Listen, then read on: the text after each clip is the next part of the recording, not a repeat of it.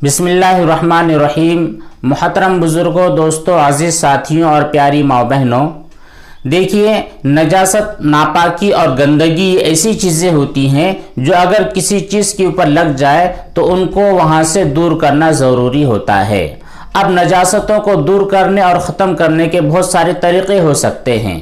कभी तो उन नजासत वाली जगहों को धोना ज़रूरी होता है और कभी उन नजासत वाली जगहों को सूरज की गर्मी वगैरह से सुखा देना ही काफ़ी होता है और कभी कभी उन नजासत वाली जगहों को पोंछ देना काफ़ी होता है। जैसे अगर हमारे बदन या कपड़े पर कोई नजासत लग जाए तो ये बदन और कपड़ा उस वक्त तक पाक नहीं होंगे जब तक कि उनको धोया ना जाए।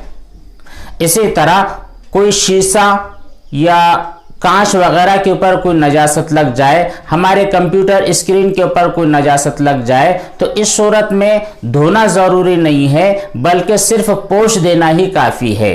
इतना रगड़ कर पोंछ दिया जाए कि अब नजासत के असरात उस स्क्रीन के ऊपर या कांच के ऊपर या ग्लास के ऊपर नज़र ना आए तो फिर इतना ही उसकी पाकी के लिए काफ़ी है।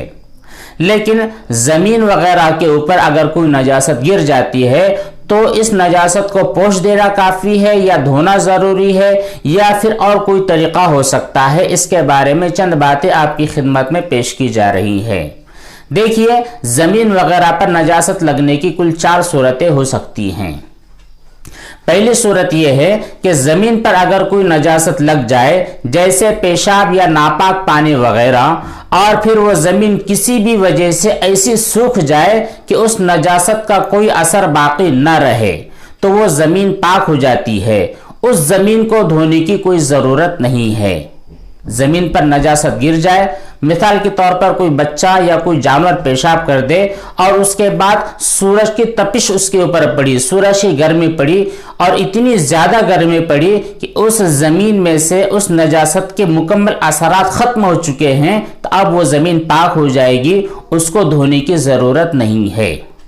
अब दूसरी सूरत यह है कि नजासत ज़मीन पर लगी और लगने के बाद धूप वगैरह की तपिश की वजह से वो जगह खुश्क हो जाए और खुश्क होने के बाद ज़मीन अब बिल्कुल चूंकि पाक हो चुकी है, लिहाजा अगर उसके ऊपर कोई पानी गिर जाए या उसके ऊपर गीला पैर चला जाए तब भी वो ज़मीन पाक ही रहेगी।